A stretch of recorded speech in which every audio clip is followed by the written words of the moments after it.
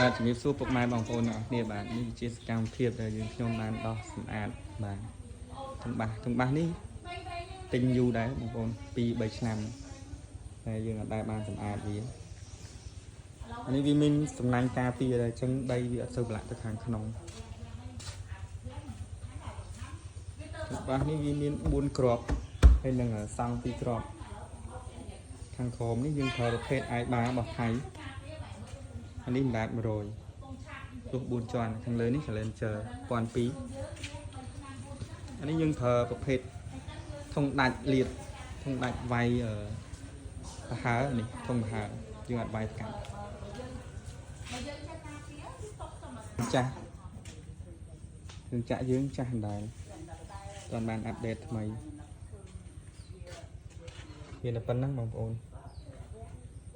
តែយើងលេងលក្ខណៈគ្រួសារយើងបើកយូរម្ដងវាមានបញ្ហាអីទេវាលឺគូសំដែរ